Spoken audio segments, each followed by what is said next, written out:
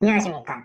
여러분의 취업과 이직을 위해 영상을 찍고 있는 리얼 취업 스타 이직입니다.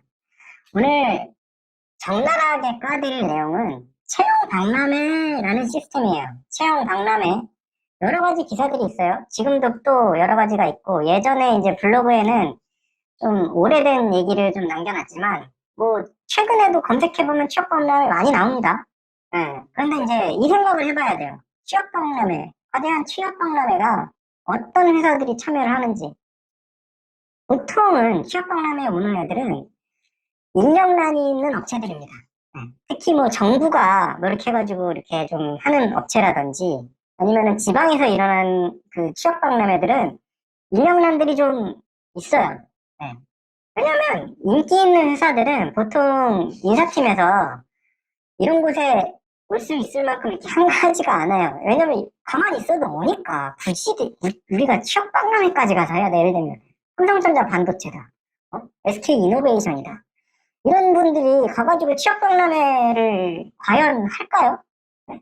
할 수도 있어요. 할 수도 있는데 그렇게 확률이 많지 않단 말이에요. 왜냐면 다들 가고 싶어가지고 막 가 있는데 뭐로 자기들이 취업 박람회 가가지고 뭐 예를 들면 사립 취업 박람회다 이러면 돈을 내야 되거든. 그러면 또 그거 준비해야 되고 부스 준비해야 되고 이거 옛날에 잠깐 해봤는데 이거 일 되게 많아요 생각보다. 포스터 다 붙여야 되고 포스터 디자인 다 고민해야 되고 거기에다가 또 어떻게 해야 될지 그 오는 방문자들한테 어떤 뭐 홍보 자료를 나눠줘야 될 거 아니에요. 물론 대기업들의 홍보 자료가 기본적으로 있는 게 있지만 그 취업 하고 싶은 사람들한테 또 포커싱 해가지고 또 자료를 만들려고 시킬 수도 있단 말이에요, 임원들이. 그러면은 그것도 새로 만들어야 되지, 막 일이 엄청 많아. 응? 그죠? 그 안에 있는 뭐 유인물주 또 기념품 또 이렇게 또 그냥 보낼 수 없잖아. 그죠? 뭐 이렇게 사람들 이렇게 땡기려면은 또 기념품 같은 뭐 미끼 상품 같은 걸 또 뿌린단 말이지. 그, 근데 그럴 필요가 없는 회사들이 굳이 거기 가서 그걸 하겠냐고요. 네.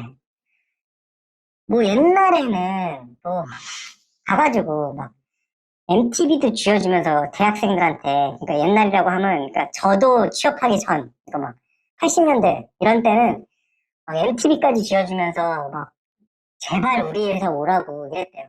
이제는 그렇지 않잖아요, 그죠? 그러니까 취업 박람회에 오는 회사들은 어떤 회사들 있다? 막 인기가 엄청나게 있는 회사들은 아니다. 그거를 감안하고 가셔야 돼요. 그냥 안 그러고 그냥 딱 갔는데 왜 삼성전자 없지? 왜 SK 없지?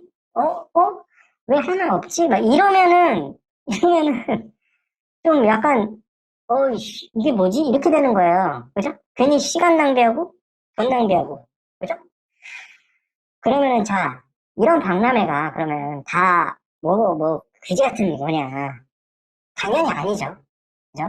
일단은 박람회별로 참석하는 회사들이 다 다르고, 기관이 공공기관이 할 수도 있는 거고, 공공기관이 하는 경우에는 당연히 공기업이나 이런 데를 노리는 분들은 가봐야 돼요. 그러니까 참석하는 회사들을 잘 봐야 돼요. 네. 그리고 대한민국에 있는 중소기업들이 다 쓰레기가 아니에요. 절대로 아닙니다. 제가 이제 컨설팅을 하면서 여러 회사들을 많이 봤는데 컨설팅을 한다는 얘기는 결국에는 저한테 돈을 지불을 한다는 얘기잖아요. 돈을 지불을 하면서까지 가고 싶은 중소기업, 중견기업이 있어요. 실제로 있고요. 제가 진짜 깜짝 놀란 복리후생을 가진 회사들도 있어요. 되게 조그만데 복리후생이 와 대기업 땀 따고 양쪽으로 훌륭하게더라고. 솔직히 제가 다닌 회사들도 나쁜 회사들이 아닌데도 그 회사들이랑 복리후생이 거의 삐까 뜨는 정도 수준으로 주는 그런 회사들도 있어요, 실제로. 네. 그리고 중소기업이라고 해서 맨날 중소기업이라는 법은 없거든, 또. 갑자기 뭐 카카오가 옛날 처음부터 그렇게 컸어요? 네이버 뭐 처음부터 컸나? 나중에 엄청 커지면 창업공신이 될 수도 있다고. 어? 다른 경쟁이 치열한 대기업에 들어가서 임원이 되는 것 대비 쉽게 임원이 됐는데 그 회사가 엄청나게 커질 수도 있는 상황이라서 꼭 나쁘다라고 얘기할 수는 없어요. 그죠? 물론 근데 그런 회사들은 그러니까 컨설팅 할 정도로 이제 좋은 회사들은 보면은 경쟁률이 엄청나게 높아요. 당연하죠. 그러니까 이제 돈을 주고서라도 이제 컨설팅을 받으신 거고 그렇게 진행을 해야 되는 거예요. 그러니까 노력을 충분히 해야 되는 그런 상황이 벌어지긴 합니다. 그래서 그러면은 박람회를 도대체 가야 되는 거냐, 말아야 되냐? 그러면 일단은 가장 기본적인 게 있죠. 응? 내가 가고 싶은 회사가 거기 박람회에 참여하는 게 확실해. 그러면 가는 거예요. 응? 그죠? 그 회사라든지 공기업이라든지 공공기관이 그 박람회에 부스를 차렸어. 그럼 당연히 가야 되는 거야. 그죠? 그리고 만약에 그렇지 않더라도 이럴 수 있어요. 내가 해당 지역 근처에 살아. 그리고 대중교통으로 좀 쉽게 갈 수 있어. 그죠? 그리고 좀 시간이 좀 있고 취업이 진짜 완전 처음이라서 감 잡기가 너무 힘들어. 그러면은 가보셔야 돼요. 진짜로. 왜냐면 이런 거 있어요. 해당 지역에 산다는 것 자체가 채용의 메리트가 되는 경우가 있습니다. 특히 지방에 있는 경우에는 왜냐면은 예를 들면 서울 사는 사람이 지방에 이제 출퇴근하는 건 너무 힘들거든. 근데 뭐 기숙사도 안 준대. 이러면 어떻게 되겠어요? 내가 진짜 급해가지고 지방에라도 취업을 했는데 한 6개월 다녀봤더니 너무 죽을 것 같은 거야. 어떻게 하겠어? 퇴사하겠지. 퇴사하면 회사는 또 어떻게 해야 돼? 또 사람 뽑아야 된단 말이야. 그러면 내가 근데 그 지역에 살아. 응. 서울이 아니고 내가 그 지방에 있는데 내가 그 지방에 살아. 그러면 그 지방에 사는 것만으로도 회사 입장에서는 얘는 그냥 중간에 확 나가진 않겠는데? 이런 생각이 들 수밖에 없어요. 진짜로. 물론 그것만으로 뽑는 경우는 없습니다. 하지만 장점 중에 하나가 될 수 있다는 거예요. 그죠? 당연한 거예요. 내가 사장이라고 그래도 그래. 내가 사장이라고 그래도. 네? 그 지역이 얼마나 중요한데. 제가 아시는 분 중에 어떤 분은 연봉을 1,000만 원을 깎고 올라오신 분도 있었어요. 자기가 이제 집이 서울이라 나는 서울 근처에서 직장을 다니고 싶다고 하면서 연봉이 1,000만 원이 깎였는데 1,000만 원 이상이었나?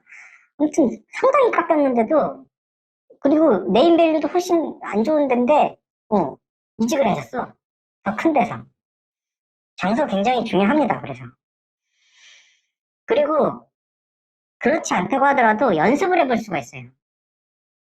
이게 이력서랑 자소서랑 이렇게 하는 거구나 하면서 인터뷰를 할 거 아니에요. 내가 가가지고 이제 관심이 조금 생기는 회사에 가갖고 얘기를 해보는 거지. 어떤 분을 뽑으시나요? 이러면은 거기에 현직자들 있잖아요. 현직자들이 앉아있단 말이야. 이제 뭐 휴대폰 보고 있겠지. 가가지고 용기를 내서 안녕하십니까. 여기 회사 괜찮은 것 같아서 좀 말씀 좀 여쭤보려고 하면서 이력서랑 뭐 경력기록서 어떻게 내야 되냐, 자소서 어떻게 내야 되냐, 이렇게 물어보는 거예요. 그러면은 그분들의 이제 노하우들이 이제 나올 거란 말이지. 그러면 그거를 좀 들으면서 또 무료 아니야, 무료. 거의 다 이제 무료일 거거든요. 그거 들으면서 좀 가다듬는 거야, 내 생각을. 그리고 뭐 그 자리에서 실제로 면접이 이루어질 수도 있어요. 그래서 추천을 드리는 건 조금 불편하시더라도 정장을 입고 가셔라. 진짜 내 마음에 드는 회사가 딱 있어. 집이랑도 가깝고, 이 회사 되게 유명할 것 같아. 그랬는데 내가 지금 입고 있는 게 막 반바지에 반팔에 막 이러고 있으면 그 기회 날리는 거잖아. 아니면 다음날 또 와야 되든지. 그죠? 그러니까 정장을 좀 입고 좀 이렇게 면접 연습한다. 셈치면서 이렇게 사람들하고 좀 대화를 좀 부스에서 많이 해보시면 취업박람회가 뭐 진짜 설사 내가 원하는 기업이 아니더라도 그게 좀 도움이 될 수 있으실 겁니다. 네. 오늘은 취업박람회를 어떻게 이용하면 좋은지에 대해서 말씀을 드렸습니다. 구독과 좋아요, 알람 설정까지 부탁드립니다. 감사합니다.